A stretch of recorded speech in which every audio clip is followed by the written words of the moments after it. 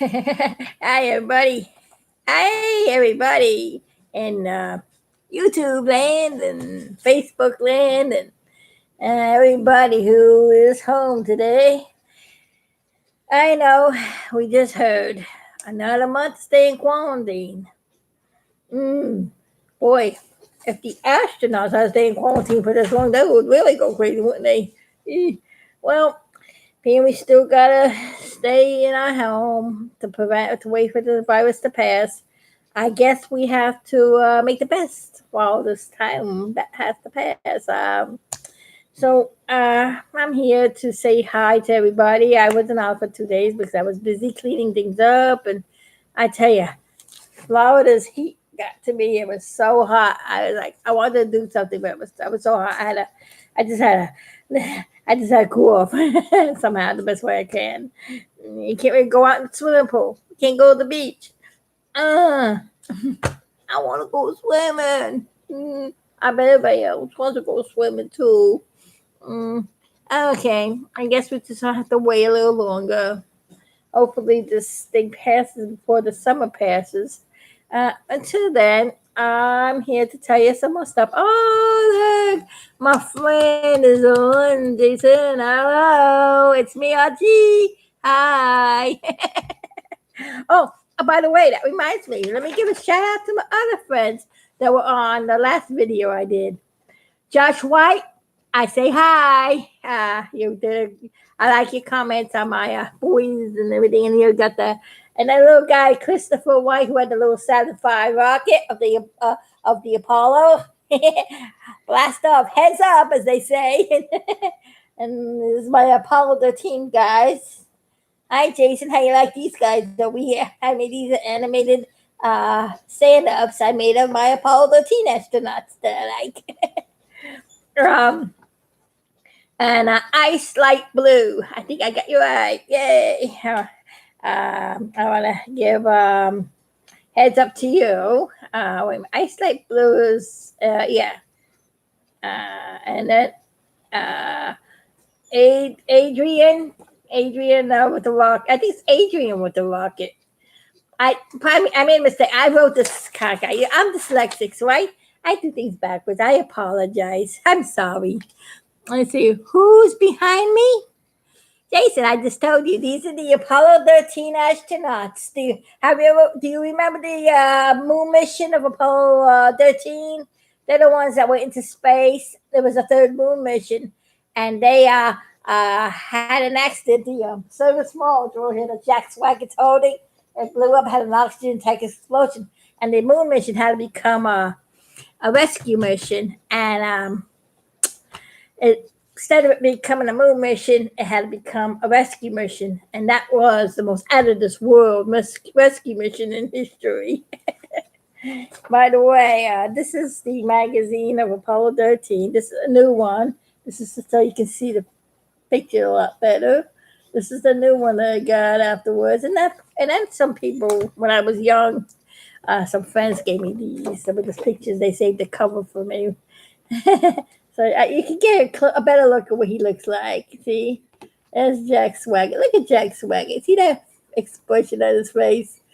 That's why in the cartoon he has that expression all the time because he's like, "Whoa, I only have a week or two to get ready for this mission. Am I going to be ready to turn explosive?" But yeah, he was a bright one. He was a smart one.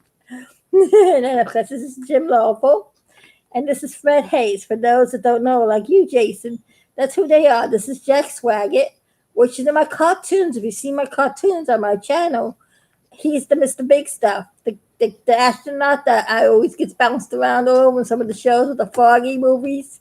That's the astronauts that I made a cartoon on. That you see that cartoon if you've seen it. This is Jack Swaggart, known as Mr. Big Stuff in the cartoons. This is Jim Lovell, and this is Fred Hayes. Okay? Alright. And then of course, this is the magazine this one I sealed and saved it. But before I did that, I made a Xerox of the actual article that was inside the magazine.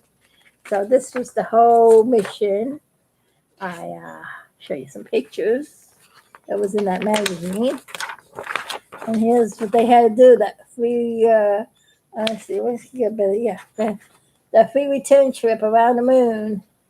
See, before they come from the backside of the moon, that they had blessed off, and Swag told them to do the firing and then go all around the moon. Had them take a blue. The reason why they had to do that is, oh, here's the moon. That's the Earth. I'm not gonna have it upside down. I'm sorry. Here's the moon. Here's where they did that burn right here as they were coming out from the outside the moon. No. I'm looking at the wrong way again, backwards. Yeah, the camera was going backwards and I'm going forwards. And when you're dyslexic, yeah. I put it up close so you can see it. What I'm trying to talk to you about. See, on the video, it's reversed than what it really is. So I'm pointing the wrong way. So this is when I made this is when I had the explosion. They were almost to the moon when the explosion happened. But they had to loop around the moon to get the extra boost, to give them the extra push to bring them back home faster because they were running out of oxygen. And this is when they did that burn to go out from the backside of the moon as they were coming out from behind the moon. That's what Jack Swagger did right here. See, if they did it behind the moon as they were from behind the moon, it would have bounced out. See, that's what would have happened. Okay, I just wanted to show you that. And then here's the lunar module. See? And this is what they were living in. Picture talk about being quarantined. They astronauts had to stay cramped up in this little command module, all three of them in here. Or not all three of them in here. This was designed to be for two people. They all had to be all cramped up in here. This was the living room. Jack Swagger said that this was the living room and this was the refrigerator, because in this after they did that bird to go back home, they had to power everything down to save electricity, so it got cold in here. The poor Swagger had to get stuck in a cold room. The refrigerator, he called it. I just wanted to give you some fun things about that mission.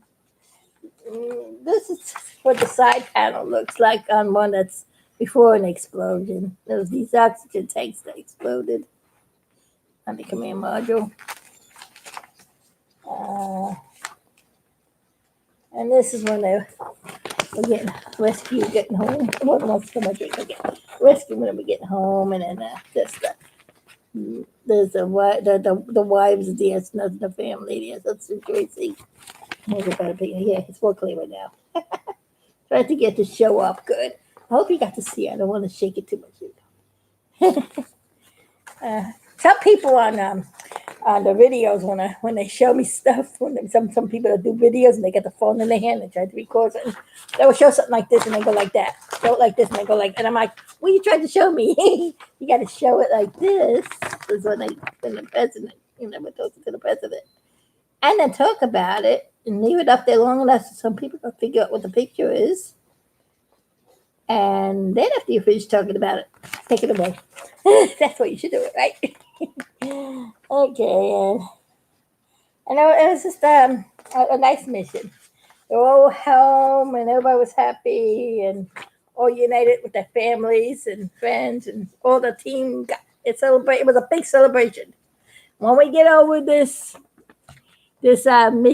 virus, it's like when Apollo 13 got over their mission and got through their hard times, we're going to have a big celebration just as well. So I'm looking forward to when this virus goes bye-bye. How would you?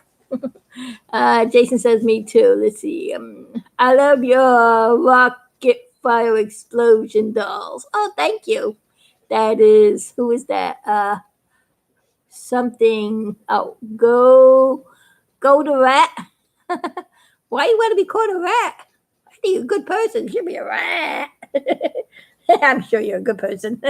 Don't be a rat. That's funny to talk about that. I'm being funny. If that's what you want to call yourself, that's fine. Oh, that's cool. Oh, you like my Apollo 13? Oh, my rocket fire explosion? Let's see who's behind me. I'm reading some of these things. Oh, rats would go the rat. Hi. Well, Okay, what's this say? Go the rat, yeah. Go the rat, everything. All right. All right, fine. Yeah, by the way, I do have my seeds and I do like rats. They are cute little animals. I like to play with them. My little friends. Uh, Sometimes we will go squeak, squeak, squeak. But yeah, you gotta have little friends, right? Okay. So it's Apollo 13. Okay. Oh, I got. Oh, I hope I didn't get an ant bite. Sometimes I get red ants in my house. And I think I got bit by one just now. I'm gonna scratch my back because I think I got. I don't know where they're coming from.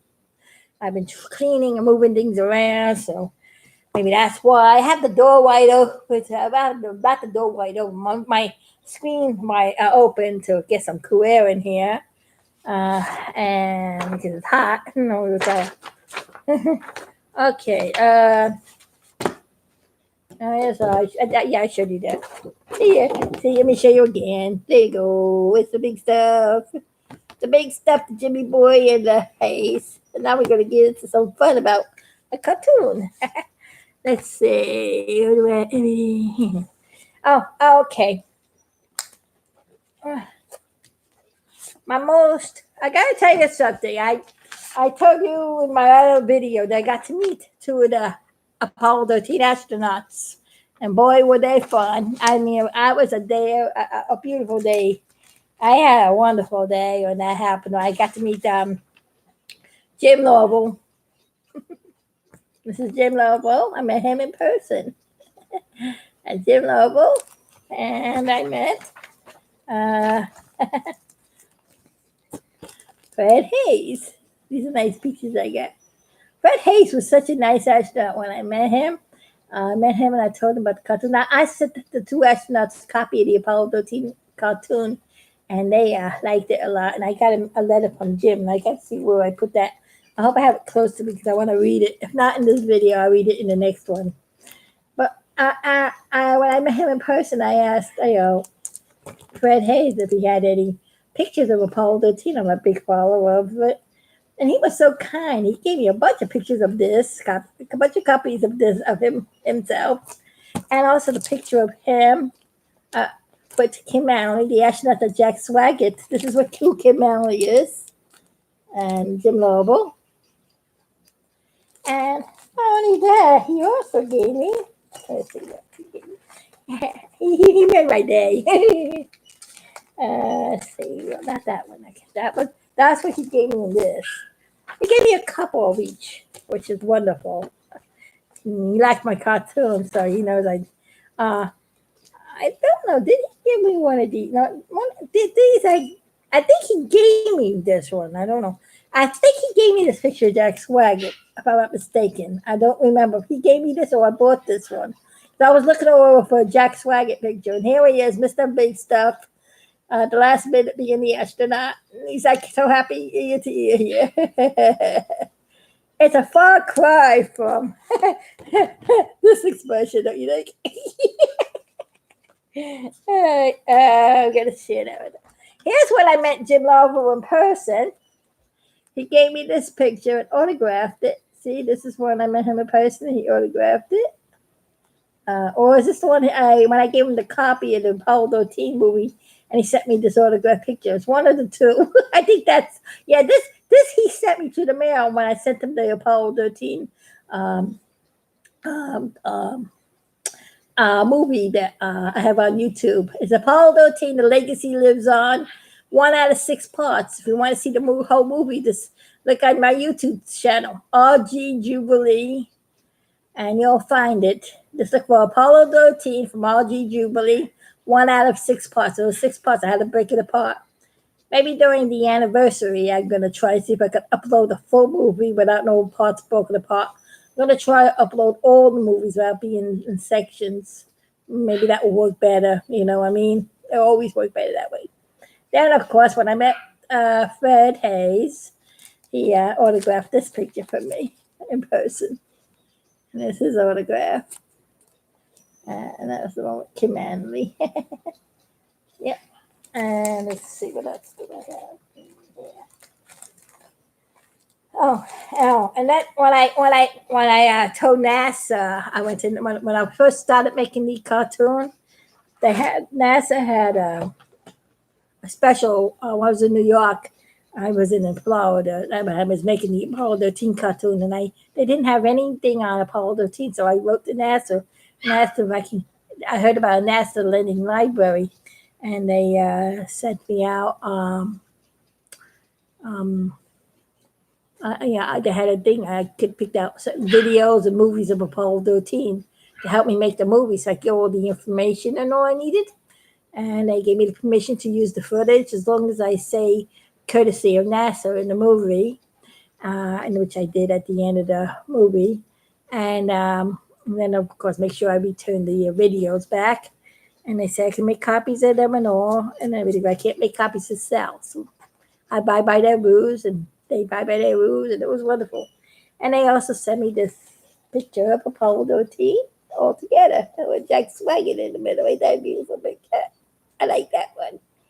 I made a gigantic animated picture of this one. I gotta find it and show you what it does. The heads go back and forth. Every now and then it gets stuck, so I gotta work on it. When I get it working, I'll show it to you. And I'll show you how to make an animated motorized picture of anybody. Later on in my for future videos, I'll show you how I do that. Let's see. Oh, this is also Fred Hayes. Didn't only just give me those pictures, but he gave me this picture of Jim Lobo. Look at that one. Ain't that beauty? Because then when he first started out, kind of, and then he gave me another picture of himself. Look at that one. And then that wasn't all Fred Hayes. I tell you, Fred Hayes is very nice. He was very good to me. He gave me always pictures. I think he really liked my cartoon. And he liked the way I portrayed him in the movie because I really showed him the way he was.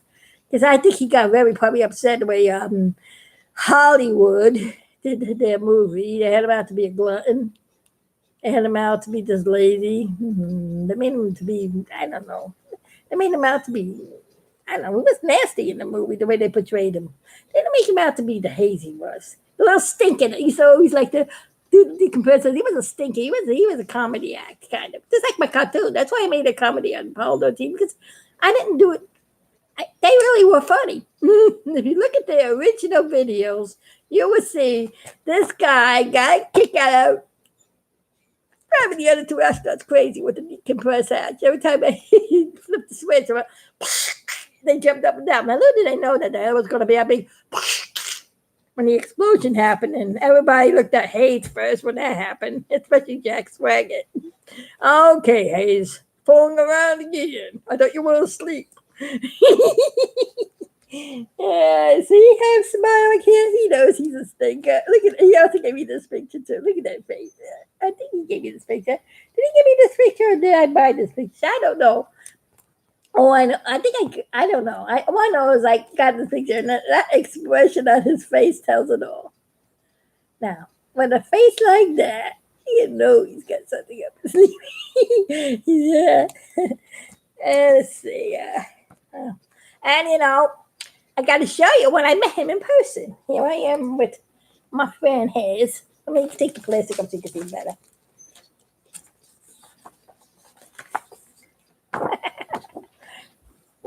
There's my friend Hayes. Hayes and I. That's Fred Hayes and me.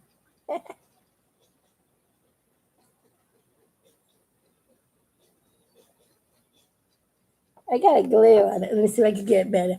I just noticed there was a glare from the the computer was reflecting on it. Okay. I'm trying to get the glare off it.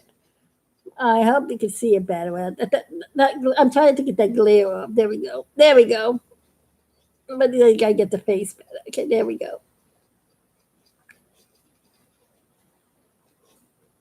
I'm shaking too much. I'm sorry. He's a spaceship. Let's see who's right behind. Go right. I see. Great work. You rocket fire. Rocket fire does have like this.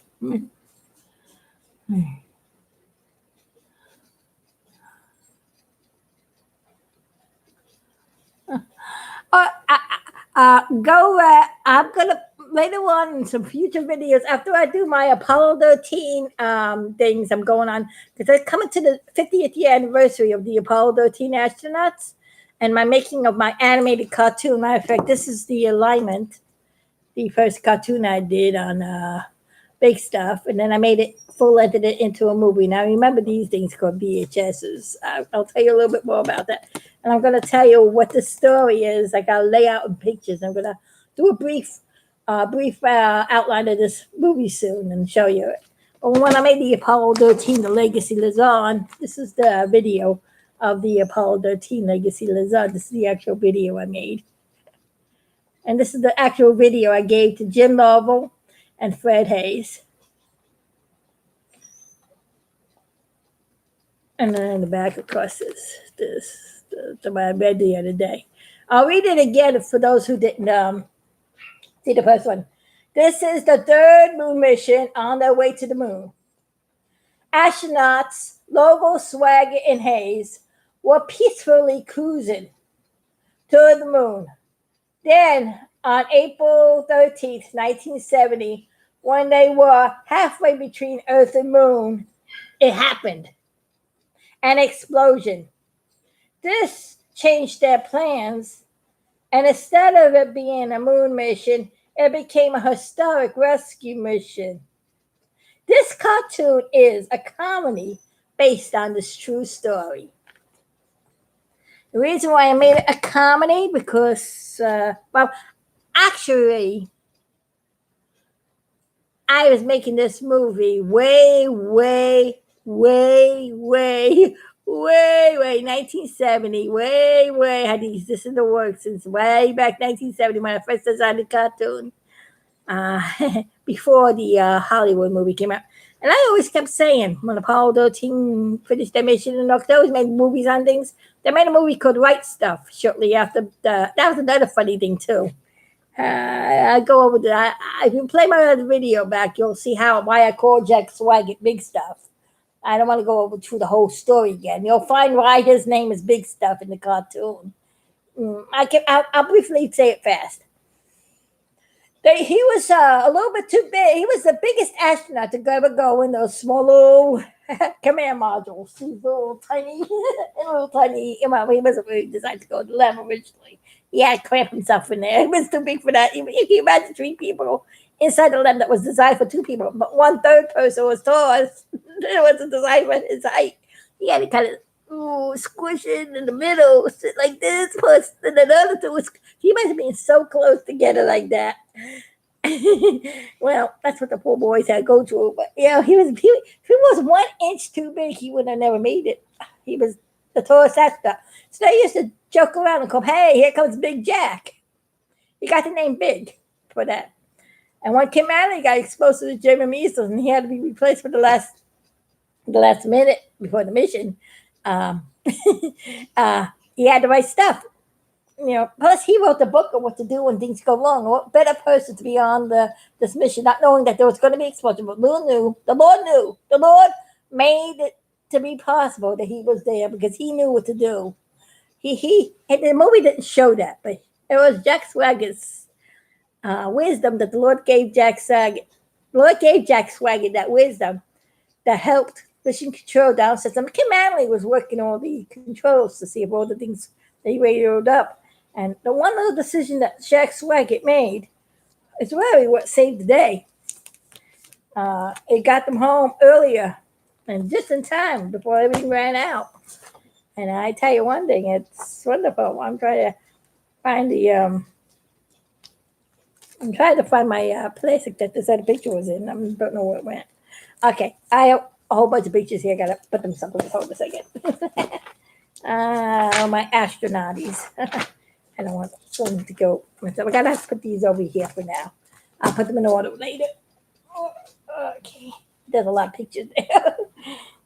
Okay, so let's see. So I'll be showing later on. You like Missy Mozzarella? I see. Go. Okay. Yeah. I guess you like my season, Matt, huh? Okay. Well, I'm going to show you how later on in my future videos, after I finish my April 27th big anniversary of the 50th year anniversary of the Apollo 13 astronauts, their mission, and my cartoon. I'm the original, the cartoon. So, like I was saying, I was originally wanted to make the first. I wanted this to be actually the first animated movie of big stuff. But see, I was 11 years old at the time when this happened, and I did not know how to animate. So it wasn't until 1981 when I first started to learn how to animate, and I had to learn. That was the Lord gave me the wisdom. I never went to animation school, nothing. The Lord gave me the wisdom how to animate. All my animations, the Lord gave me the wisdom to do. I never went to a school to do it. And the very first animated movie I did of Mr. Big Stuff was the Alignment.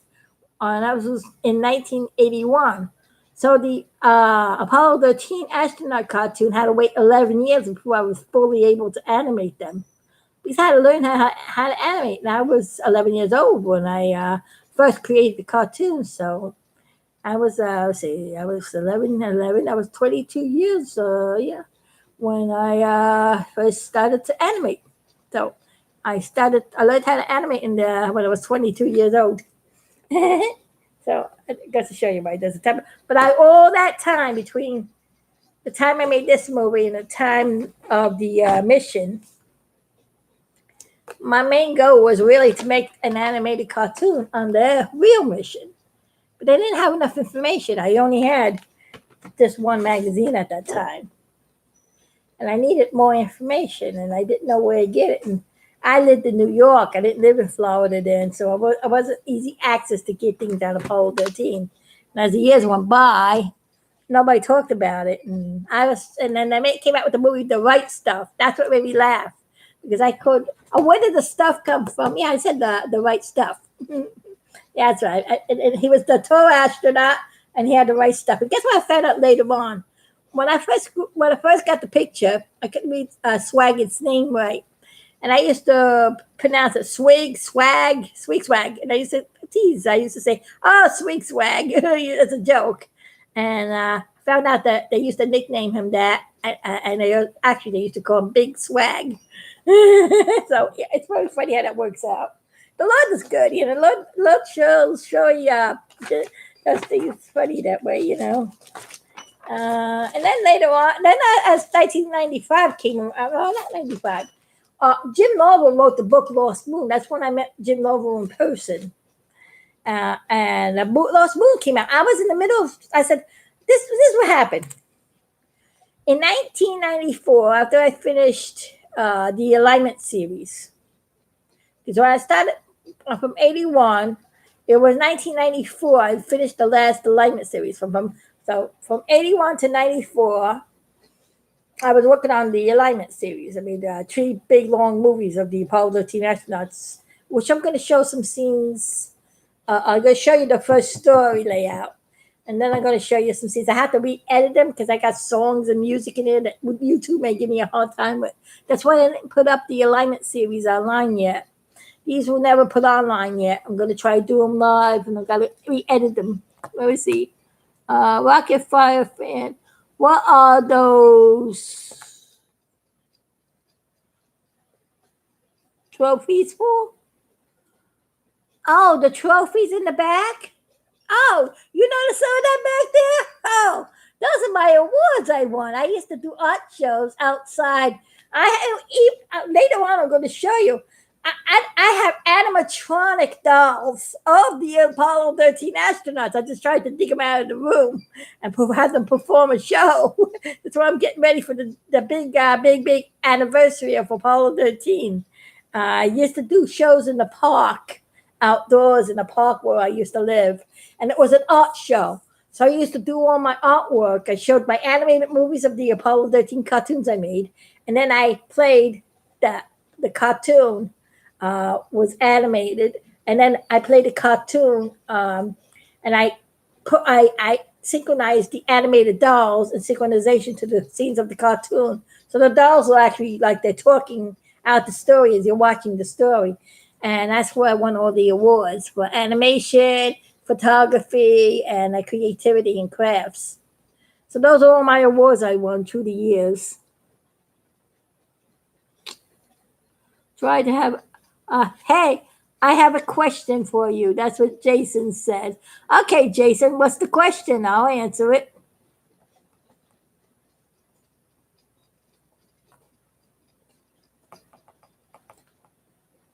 Okay, fire fan.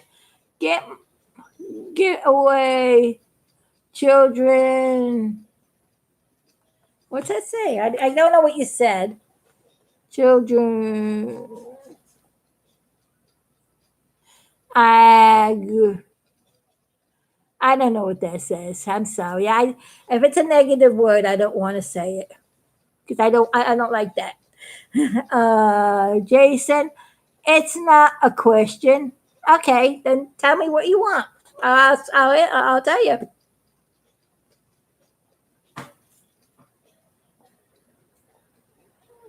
Okay, when he writes back, here's another. Here's the a picture of the three astronauts when they got back home. They were hanging around at Jack Swaggett's home, and they were having a good time. And there's Jack Swaggett, which is Mr. Big Stuff, and it's Jim Lovell and Fred Hayes. That's when they got back, and they had a little party get together. Swaggett did a little party for the other two boys, and they had fun. And then this is an article in a Life magazine that it was called the Life magazine. Astronauts' own stories. I have it in this protective thing, so I don't want to ruin it. If you ever find it, it's a Life magazine, and it's got the whole story. This is what I Xerox or the pictures, the article, the main article, the article. These are all three astronauts wrote their own article of the mission, and that's how I got all the information about Jack Swagger that this movie did not show. So I know a lot about him because I wanted to know. I was studying about him. He's the main cartoon character, and I'll tell you a reason why he became so popular later on when we do the celebration. I'm gonna hide some stuff. Don't wait. Let you wait. Okay, then move this head away, and let's see. What's the question? Don't mess it up. Let's see. Well, I'm fighting. I'm failing at 6:30. Don't mess it up. You gotta have to. It can't be done in a language I don't know. I'm old school, so you gotta do it in English so I know what you're talking about. I'm sorry, Jason. I don't know what you mean by that.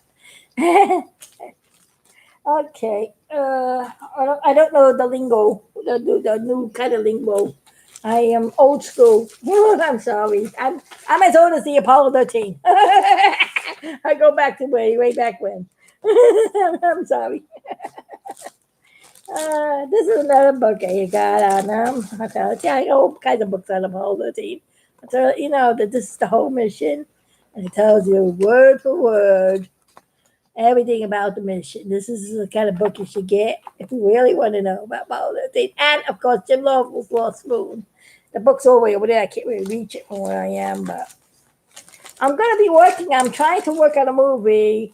See, actually, my original movie I wanted to do on Apollo 13, since I made the cartoon in 1970, and then I was trying to figure out how to animate because I didn't know how to animate that. But my original idea for a real motion picture of Apollo 13, because I kept telling people, I wish they would make a movie on Apollo 13. Nobody wants to make a movie on Apollo 13. I'm going to make a movie on Apollo 13. And I was titled it Journey into the Odyssey. I'm still want to make this movie. If any movie producer out there really wants to make a real movie on the real story of Apollo 13 and have the astronauts and the real thing, as if you this movie was gonna be, I wanted to do it in a full, like almost like a 3D anime, almost like either a 3D animation of the real astronauts with the real image, the real faces, the real voices. And I wanted the movie to make you feel like you're sitting inside the spacecraft watching what was going on and feel the experience when things shook around and the whole and it would have been funny if there was now they came out with the motion chairs and the motion. Can you imagine this movie be out now? Mm-hmm. Well, that's my idea way back in 1974, everybody. 1974. I had this idea. I didn't have the title, but I had the idea. And then I came out with these motion chairs and stuff, and I'm like, oh wow, look at that! And I think Disney World was the first one I think did something like that, and then they started adapting that to theaters, if I'm not mistaken. And I just want to let you know, I'm the original making a movie upholder because nobody else wanted to do one. They came out with white stuff, but then they come out with big stuff. Yeah, I wanted to see a movie upholder too, but good thing, I would love to have. I would love to have it done the way it was supposed to be done. And if anybody has questions about Apollo 13, I can answer it too. Okay, day. Three, uh,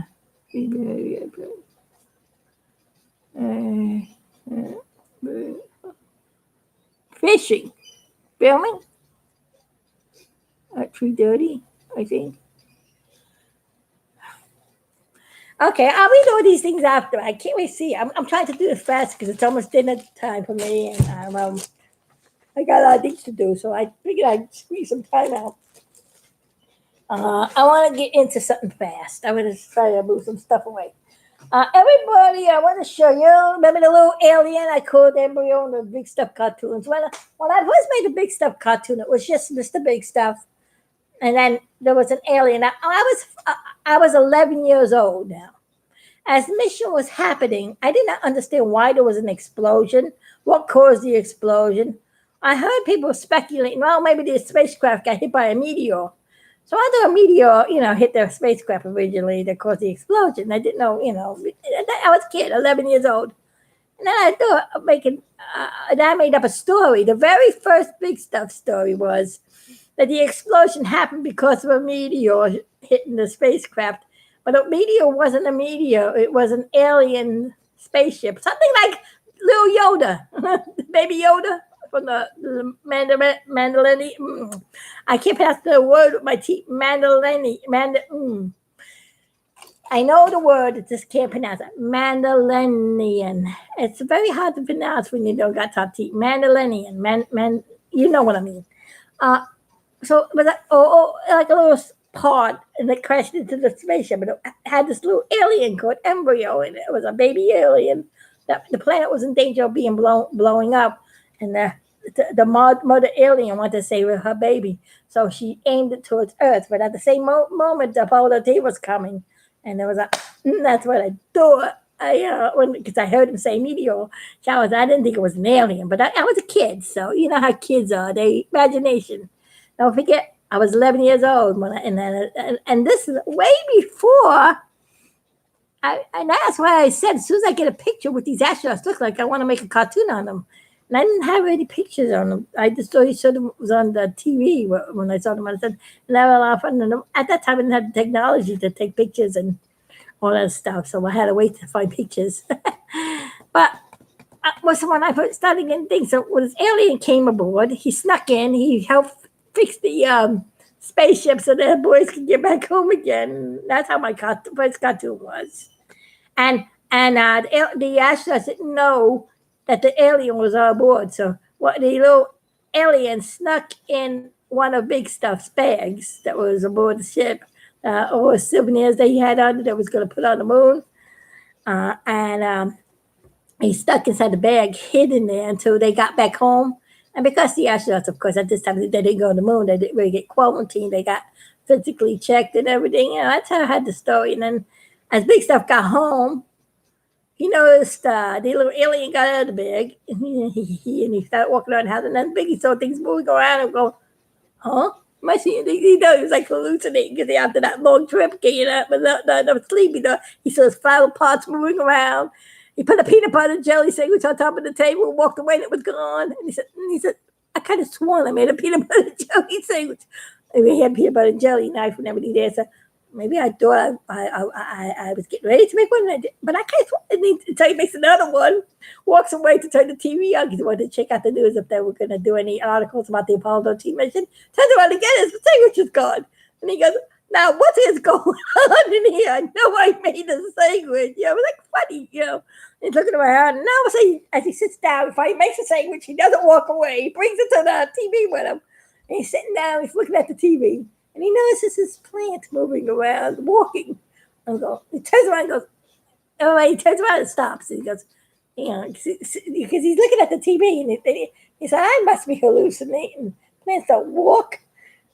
Our pus don't move. And he's looking again. Embryo was hiding behind it, trying to sneak into another room. And as he's looking at the movie, and he eats a piece of the sandwich and puts it down. And he's looking at the TV, and then he goes to pick up the sandwich, and he's going, it was no sandwich. And he's like, what is going on over here? I'm going out of my mind. I didn't make a sandwich because I tasted it. Eventually, they come face to face and they scream, ah! And they run away. And then Mickey goes, huh? Come out, I won't hurt you. Where did you come from? And the little alien embryo comes out and goes, my planet got blown up. Please don't hurt me. I saw you were in trouble. I helped your spaceship stop leaking oxygen. You did that? I don't. Oh, yeah. Well, before you went to the land, you wouldn't have enough the right time, and you had, and make sure you had a few seconds. And I tried to patch it as best I could, but I didn't know what the technology, but I could do all kinds of things. And he looked at him and he said, I'm actually talking to an alien. You are real. You had to be to eat all my sandwiches. I'm not going crazy. You ate my sandwiches, right? Okay. I got to make sure nobody sees you because if NASA sees you, and big stuff. Always hide embryo, so protect them from the NASA officials, or else they would have took him in and who knows with the experiments and stuff on him. That's what they do in some of the movies. That's how my first story was. And so embryo and big stuff became good friends. And here's a doll I made of embryo. I used to play the drums, but for some strange reason, he doesn't want to work. He used to sit back and forth and play drums. I made him out of a broken toy that I used to go. This is how you guys over there can make your own rocket fire explosion toys and all. Go to garage sales and buy animated toys for $1.25, and take them apart and make them into be what you want them to be. You could dress them up as rocket fire explosion. Dress him up as a little embryo. And look, I put on his drum, the little big stuff picture, the little drum decorated. It's cute. I got to try and get him to work again. But this is one of the toys I made of embryo. Just wanted to show you what embryo looks like as a doll. And he's got the reason why he's called embryo is because I care for all the embryos that are being killed right now, all the babies. He's a baby alien. And embryo means young life. A life being formed, a new life being formed, a precious life that the Lord has created. That each and every one of us is special. Every one of us is special. We are God's unique design. We are all special. Okay, now that's where embryo comes in. Let's see. I got something I want to show you. I don't want to. I'm running a little late right now. I don't want to make this too long, this video. So I'm going to show you. I'm going to tell you the story. The very first story I animated on Mr. Big Stuff in pictures, okay? It's story time. It's big stuff. This is the story called The Alignment. And I'm going to tell it to you with pictures. And then later on, as I do, the April 27th, remember? April 27th. If you like my videos, you're going to like this one. I'm doing a big celebration.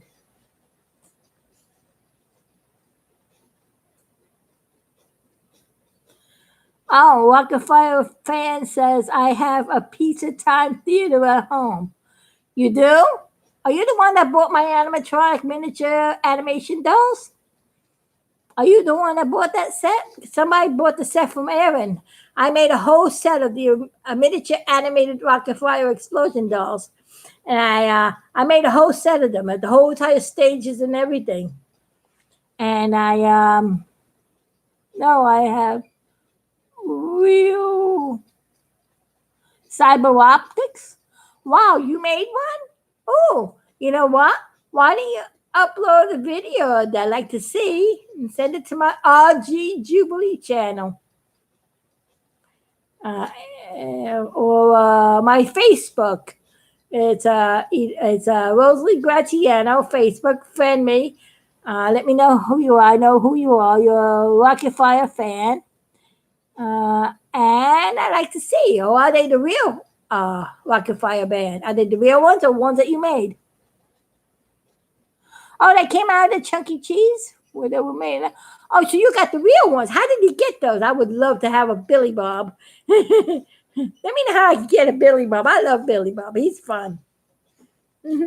Okay, now I'll check your website out. Maybe you got video of them up on your website already. I'll check your website out. Okay, because I find all that stuff on YouTube. Well, let's get on with the alignment. The first animated movie I made on the Apollo 13 astronauts, and I'm going to show you how I do a movie. First, before you make a movie, you got to let me tell you what this movie is about. This is an out of this world comedy. Oh, this is I made a mistake. I did. Let me go back again. This is an out of this cosmos comedy. This cartoon shows man's reaction to the cosmos when God allows. Now listen to this. What it says. When God allows the cosmos to go out of hand, in order for Him to show who is in charge of it, and to bring man back to the saving knowledge of knowing God, who created the cosmos, and that He created man in His own image, and for His glory, man was created. Now, as we don't have the cosmos going out of hand, but we do got a virus going out of hand. Don't you think that God is trying to tell us something? He wants us to be back to Him. And that would lead me to the scripture that I always open with. It's Second Chronicles 7:12-14. If my people, who are called by my name, and pray, and seek my face, and turn from their wicked ways, then I would hear from heaven. I will forgive their sin, and I will heal their land. It's kind of similar to what my story layout was all about, huh? Ain't that something? Okay, now let's see what happens when the cosmos goes out of whack. This is the alignment story in pictures from 1981. This is an animated cartoon about 19 minutes long. It first started out as a 19-minute long cartoon, but then I extended it into a movie. I'll show you part one, and then later on, I would show you part two. And then as I go on with the Big Stuff celebration, you will see the actual movie. I don't know if I uploaded it yet on the YouTube channel. I think I have to edit out the song Mr. Big Stuff in the background. That's probably why I didn't play it. So I got some music in the background of some of these cartoons. And I got to take out the non-Christian music that people, complain about. I can't use a secular song because a lot of people will demand their copyrights and stuff. And I don't want to have any copyright infringement. And I tell you what, I respect other copyrights. And I will take it out when I do it for public. Yeah, originally this was my own private use. I was a little young kid then. You remember, I was only 22 years old, learning how to do animation. And the song "Mr. Big Stuff" that was the funniest thing. Right after I named my cartoon character Mr. Big Stuff, that song came out. So that's why I used it. I don't know how to sing that good, so I wanted to have some music in the background. I didn't know anything about copyright stuff then, like I know now. So, Okay, here we go. Big Stuff sees that the computer is flashing a warning. It says, "The moon is falling. The moon is falling."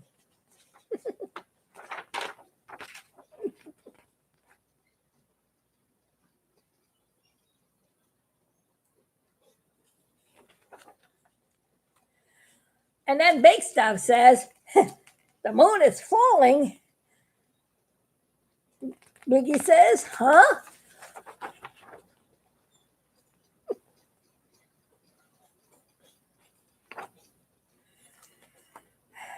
And then Biggie also says, "This computer is crazy. The moon is falling. How can that be?"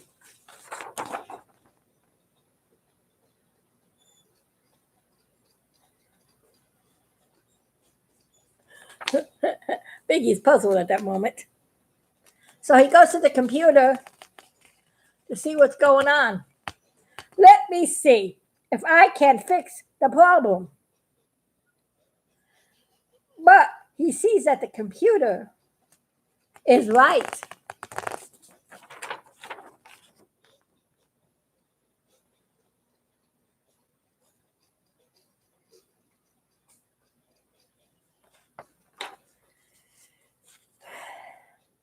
Then he runs to everybody, and Biggie tells everybody, "Everybody, listen to me. The moon is falling. The moon is falling. That's what the computer says. The moon is falling."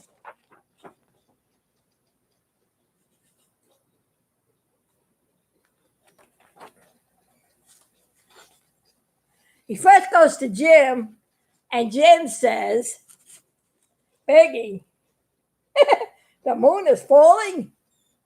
Biggie, I think you're going loony."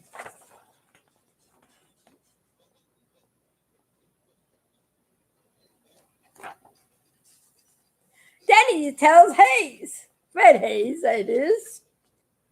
And Fred Hayes says, "Biggie, you must have lunophobia."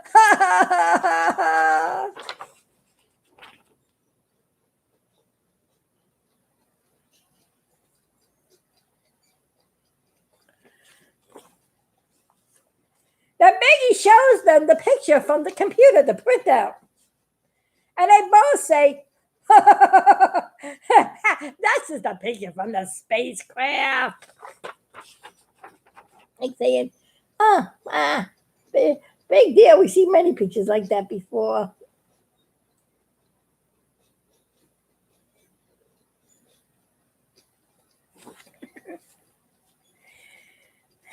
And then they both said, "Biggie,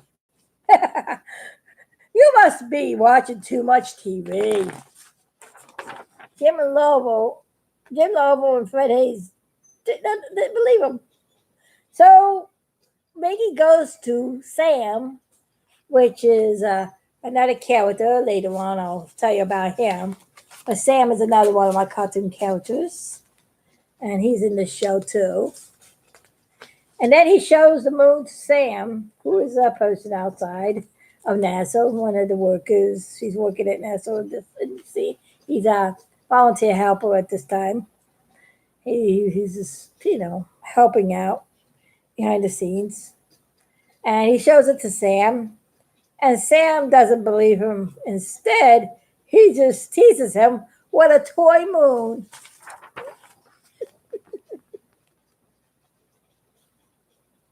Bouncing it up and down like a basketball, and it bumps on his head, and Big Stuff gets mad.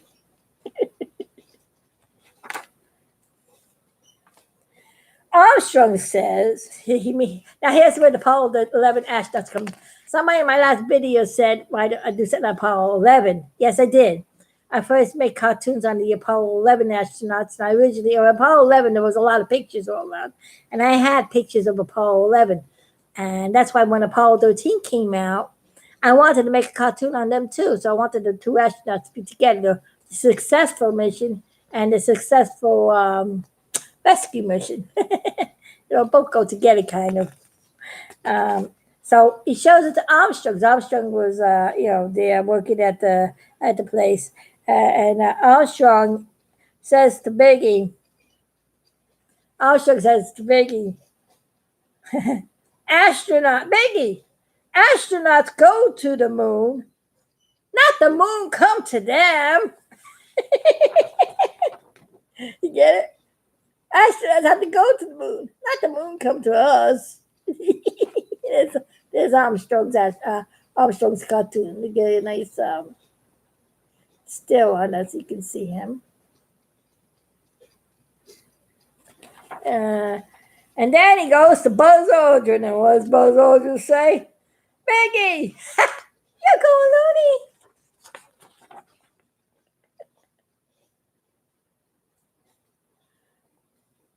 And there's Buzz Aldrin.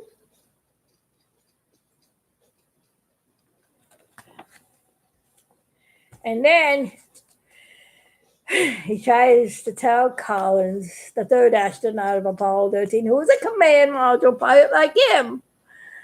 Maybe he'll probably thinks maybe he'll understand. And what's he say? Peggy, moons don't fall. It's Collins.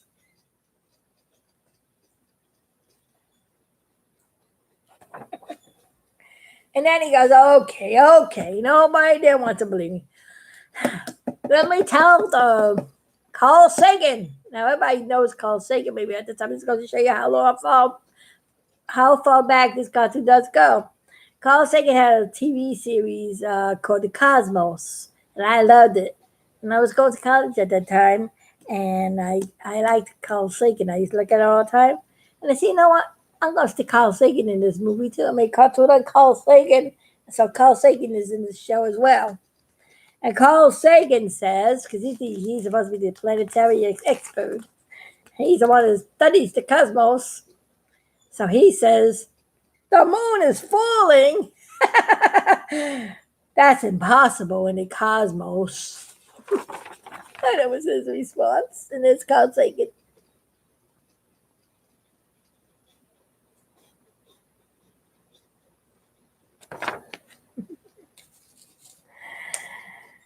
And then Carl Sagan also says, let us check you out, Biggie. And Biggie says, check me out, nothing. The moon is falling. He's like, you know what this sounds like? I guess the Lord gave me a message in this cartoon. Later on, when I became a full-fledged Christian, came to know the Lord. And actually, right now, it's such a time. It says I'm going to pause for a second. Everybody thought Big Stuff was loony, going crazy. No one wanted to believe him. He told everybody, he told all his friends, and they still don't believe him. Well, Jesus is trying to tell us warnings that he's getting ready to come back soon. And nobody's believing him. He's showing signs and everything. Maybe this virus is one of his signs. Read the book of Revelation, you'll find out. There is a warning. A lot of people don't want to believe the truth. That's the problem. People rather believe a lie than the truth. And Biggie is saying, the moon is falling. You know what? There is going to come a time, later on I'm going to go into it, and it was in my Big Stuff cartoon way back in 1970. I didn't know about it, but there is a meteor called Wormwood in Book of Revelation. And there is a meteor heading towards the Earth. And that's to be in another story. Yeah. Well, before we get into that, let's go to the rest of the story. Then Armstrong tells Carl Sagan and Sam, they say all three of them go to Biggie and say to each other, Biggie needs help. So Sam puts him on a lab table to check him out. When the doctors have to check out, all astronauts always have to be checked out before they go on flight. So he brings them to the lab to check him out to see what's wrong. Why he's saying the moon is falling. And Biggie is getting kind of upset. I'm not going crazy. The moon is, let me fix this so you can see his head. These were stored away for a long time, so they got kind of curly. Here we go. Now you can see it better. I like to make my picture show so you can see all the details. There's a lot of work that goes into an animated cartoon. You can see the details in the drawing, how many hours it takes to draw pictures to make a movie. And I had to make about 300 of these drawings to complete the 18-minute movie that this is. So Sam is looking at the computer, and the computer does keep saying the moon is falling, the moon is falling, the moon is falling. He goes, oh, I see where Biggie gets this from. There's a glitch in the computer. Let me see what's wrong with it. So Sam says, now, what is wrong with this computer? Sam says, as he's trying to fix it by putting two wires together. And here's Sam trying to jimmy rig the computer because the computer keeps saying the moon is falling, the moon is falling, the moon is falling. It's a bunch of ready data. There's something wrong with the computer. No, they don't want to heed the warning. The computer's screaming. The moon's going to fall. And nobody wants to believe it. Not even from the computer itself. I figured that's what he gets. So Sam's supposed to be smart in this one, right? He's a lab tech. He's throwing in us. And he puts two wires together on the computer. You know what happens if you put two long wires together? Oh! He gets the kind of electrical head lights up. He goes, yo! He goes flying out of the room.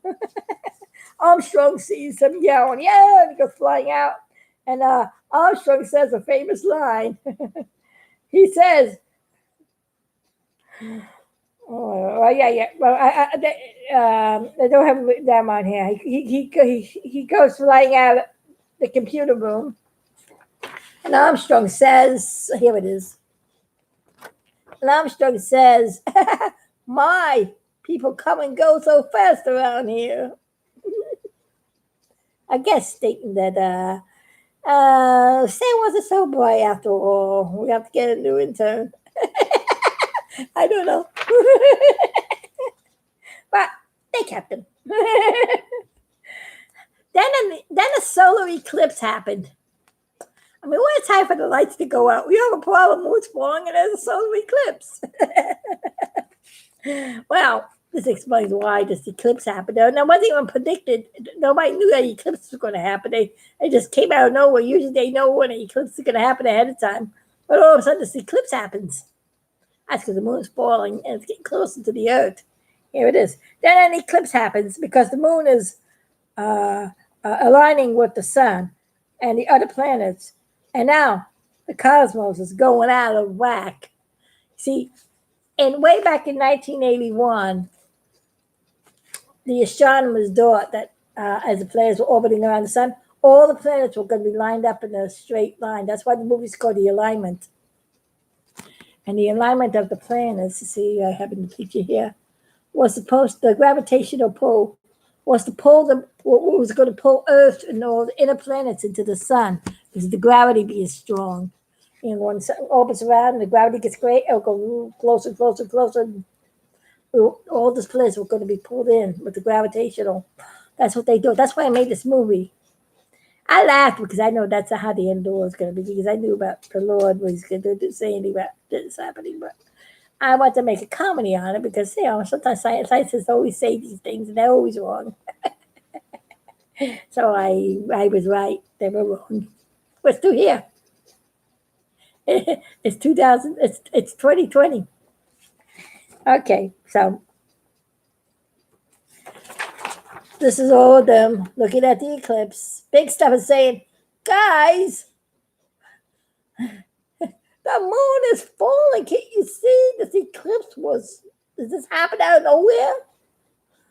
Oh, nobody wants to listen. They're so intrigued with this eclipse that came out of nowhere that I don't pay Biggie any mind anymore.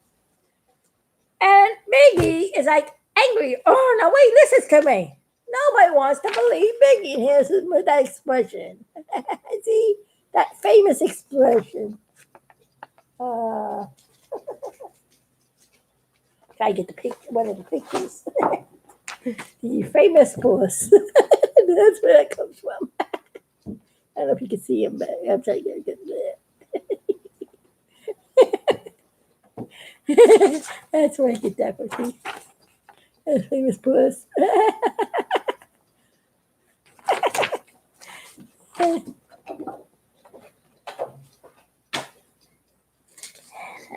Only one.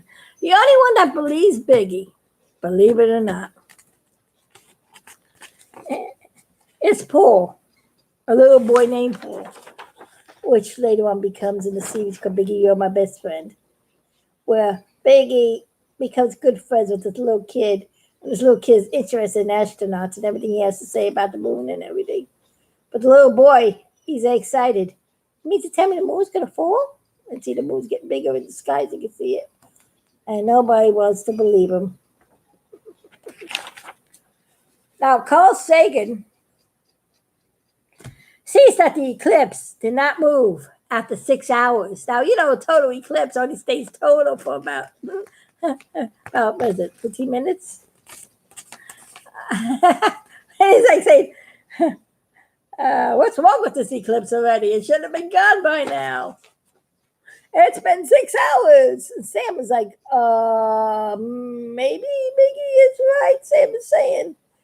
So Carl Sagan goes to Biggie, and they go to the computer, and Biggie shows Carl Sagan that the path that the planets are taking.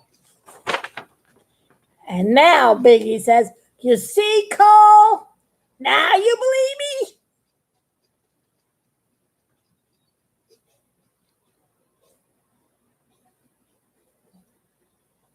Now, if you look at this picture carefully, I don't know if I did it be funny or not, but when I saw Carl Sagan in this Cosmos series, I noticed he had a bald spot in the back of his head. So I did it in the cartoon.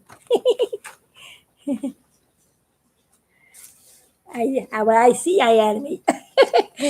Then Carl Sagan goes to the computer, and then he sees Biggie. Indeed, was telling the truth all along. Then he sees the alignment of the planets, and then he comes to the conclusion. The planets are going to fall.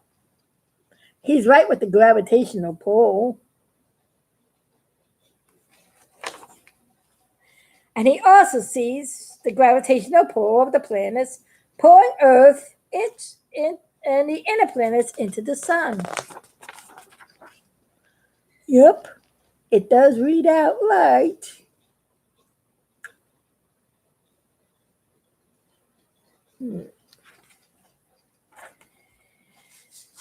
At this time, when I finally realized the truth, sometimes people have to know to the last minute. Sometimes the last minute may be too late. In this case, it was too late. But anyway, nobody really could have done anything about it. When God says something's going to happen, it's going to happen. If a plant's going to be falling, there's no way, I don't think there's anywhere we can get rid of it. Because if we try to blow it up, there'll be more pieces of planet falling. It'll be more dangerous. So Biggie now, this moon is getting closer and closer to the atmosphere at this time. And Biggie is showing Sam the moon falling.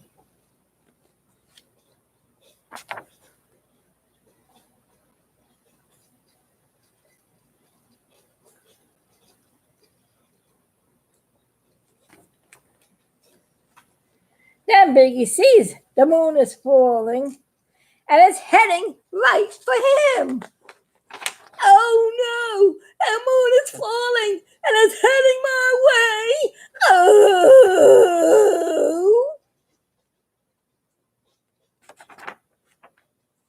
Then the moon falls, and Biggie falls along with the moon. Boing! Biggie always gets the bad end of things sometimes. Poor little guy, huh? There he is.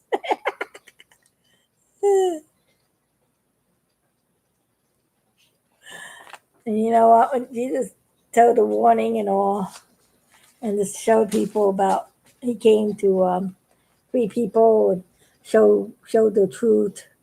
He had bad end of things too. So sometimes telling the truth, you have to make sacrifices. And here goes Biggie rolling down a hill after the moon fell. Boing, boing, bing, bing, boing. And then all these little boulders falling down with him. And they clunk him in the head and he falls down. And Biggie winds up on the bottom and there's the moon. And he goes, I am dizzy. High sea stores. And all of a sudden, you know, the moon is small in the cartoon. Does it make sense? When something is crashing into the atmosphere, it would be like a ball of fire. So most of the moon burned up and broke off and burned up as it was heading because of the hot atmosphere falling in. And the core of the moon, the inner moon, now I'm sure it's going to be bigger than what is in the cartoon. Because it's a cartoon. But in real life, it would probably be a big, heavy magnetic rock. Because the inner core of the moon has a big, strong magnet. There's actually a big, strong magnet field inside the moon. And also, I think in the center of the Earth there is too. That's why we got the South and North Poles. Lord has created these things wonderful, don't you think? So, because Armstrong, Aldrin, and Collins, they wear these astronaut suits that have metal pieces on them. Armstrong got a little too close to the moon because, you know, Armstrong, he wanted to explore the moon, you know. So he got a little bit too close. So the magnetic core of the moon, let's see, the magnetic core of the moon, which is the only thing that is left, makes Armstrong get stuck to the moon. Now, Armstrong was man on the moon. Now he's going to be man stuck to the moon. See, the gravitational pull is pulling him, and he gets caught on the moon, and he gets glued to it kind of almost.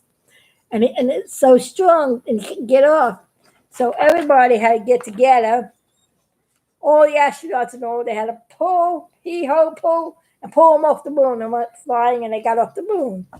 Once that was done, Carl Sagan looks up in the sky and sees a dead star, known as a black hole, the inner core of a dead star. It was all fizzled out, and it didn't have any more of the gravitational. You know, it was dead. There was no more life in it. It was the end core. It wasn't even drawing anything. It was just a black hole, a black ball. And he said, "Wow, look, there's a black hole. I'm going to catch it." Carl Sagan says so. He wants to catch this big, heavy, gigantic rock. Now, Carl Sagan knows this, but at that moment he was excited. So he goes to want to catch this black hole as it falls to the earth. And because it is so dense and heavy, he was holding it in his hand. It was so heavy that when it hit the earth, it bore a hole right through the earth, all the way to the other side. So Carl Sagan is inside the earth. It's going down. He gets pulled down inside the earth. And the others think that Carl Sagan is dead. But he's not. He went down into the earth. The gravitational pull on this. See, the earth is in the atmosphere, and there's gravity all around the earth pulling in. There's gravity all over. That's what we see the earth in space. Gravity this way, gravity this way, gravity this way, gravity this way. Gravity is pulling this way, and gravity is pulling this way. Gravity is pulling this way and this way. So if gravity is pulling this way and also this way and that way, but it's going this way. Speed went down, boom, right down into the hole. Right when it comes out to the other side, gravity from that side is pull him back again. Back up this way, he's going to turn around and go right back down again. And he's going to go back. He actually said this in one of his, and I took that as being funny, so I added that into the movie. That's where I get that from, going up and down. And so this is what he was doing for a while. I was like, guys, please get me out of this. So they see that Carl is going up and down in the middle of the earth. And he continues doing this until Sam comes up with an invention. And here in my illustration here, I'm showing you what I'm talking about. I'm going down, around, and up, and then down. Gravitational pull pulling him in. See? Now Sam gets his machine, and at that time, it took him a while, but the poor Carl Sagan was going up and down for a while and said, "When are you gonna get me out of here?" Sam busily worked, and he'd like to make inventions. He had this handy dandy machine, which was a big hand that he designed to help move boulders and stuff out of the way for construction sites. And he was helping his worker friends, you see, at NASA when they're building the lands and all. He said, "Let me get my." And so Sam gets his handy dandy machine, and because it's a big hand, as Carl came up from the moon, and Carl came back down again, his machine caught him. And there's Sam with his handy dandy machine catching Carl. And Carl says, "Thank you, Sam, for getting me out of that." And he's got that big black hole in his hand. And here's a close up of Carl, happy that he's got that that black hole in his hand. And this is his handy dandy machine caught him. And this was the original drawing, so I'm going to stick it here. And then Carl Sagan gets that black hole, and Carl sees that the black hole that made the impact on the Earth, because the force of the black hole hitting the Earth pushed it out of the way of it being pulled into the sun, and it pushed it out of the way. Here's the sun, and instead of being pulled into the sun, Mercury and the other planet burned up, the two other planets, and the Earth was getting close, almost getting close. But because the black hole came, boom, it banged it out of the way. I guess the Lord sent that black hole. You see, the Lord always the Lord finds a way to help us, as long as we pray. So he sent a way, banged into the Earth, pushed Earth out of the orbit, and got out there, and then Earth and Mars, because Mars too got caught also, because as the planets were going together, all the other planet that no Mars was burned up. Yeah, it was Mars and I'm trying to think. Venus got caught into gravitational pull. As the planets were going closer, big Jupiter has got a lot of gravity. It pulled Venus in as one of the moons. And then Earth got pulled in and got caught in its gravity. So now Earth became one of Jupiter's moons, along with Venus. That's what happened. I'm trying to remember. I don't think I told you a while back. So, and then he took the black hole, and it was the black hole. He saw that the black hole helped save them. It got them out of the sun's path. And he said, "You know what? I got a good place for this. I'm going to put this in the NASA museum." And so everybody who looks upon this will see the black hole who saved us. And now we became one of Jupiter's moons. So it made Earth be one of Jupiter's moons, and it saved the world. They put the black hole into the NASA museum for all to see. And this is them looking at the museum, and they got the black hole on display.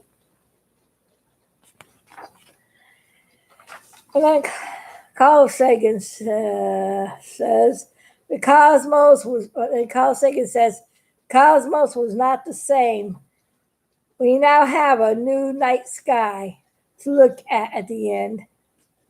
And then the story ends with them looking at Jupiter and all the other planets. They get to see Saturn also, and see everything orbiting around Jupiter. And they are orbiting Jupiter, so nobody's going to see Jupiter. And this is where the first 18-minute movie ended. And then later on, in 10 years later, I decided to add to it and make it into a longer movie. And I'll tell you in the next video the continuation of the story, part 2. So the one thing the Biggie says at the very end, I got to be a leaning post here because everybody was leaning on top of him watching the sky. It was Biggie. Everybody was leaning on him. It's the big stuff always gets the hard stuff, doesn't he? So that was my story of alignment. Yeah, that's some of that. That's all it goes into making a movie. Now, after you write out your story and you do all your illustrations and you do that, then you have to sit down years and actually months and days and take each of your pictures and see this here and this here, these two pictures, and change their movement a little. See, so makes big stuff turn his head. He looks at the computer. These are actually two of the scenes of him watching each other. You have to draw all these pictures. After you drew all your pictures and you draw all your movements and all your pictures, then you get clear plastic. And then you have to ink them out on clear plastic, turn them around, paint it from behind so all the color is all solid and it looks good when you photograph it. It comes as one uniform color. This is how I used to do it. This was stop action animation, single frame. You click a frame, move, change the picture, click a frame, change the picture. That's how I did all the first movies. They were all drawn. I didn't have computer then. The computers to do animation didn't come out then. That goes to show you how way back this is. It was done on one cell at a time. To do maybe 1 minute of the movie would take me an 18-hour day to film. It took me about a year to make an 18-minute cartoon from start to finish. So it's a long time. It was a long time. It was a lot of stuff to get done. And then later on I decided to make it longer. And I'll tell you the other part of the story after on my next video. Let me check out what people were saying during me doing the story. Let's see what they say. Rocket Fire fan, favorite pizza. What's your favorite pizza, Rocket Fire fan? I like pepperoni. I like Hawaiian pizza. Oh, I love pizza. I'm Italian, you know. Pizza. Pizza. Let's see. At night. Jason at night, yeah. I actually use all C servos and designed control systems for it. Wow, you're very clever. I'd love to see this thing. Let me, do I go on your site to see those animated things? Just look you up and I can just click on and see them? Is there a special title I have to look up? Or should I just subscribe to your channel and then I can see them all, right? Let me know. Because I'm getting ready to sign out, so let me know. Let me check what else you got here. Fire picture. Wow. I have no real cyber things. Okay. They come out of the Chuck E. Cheese. They were made.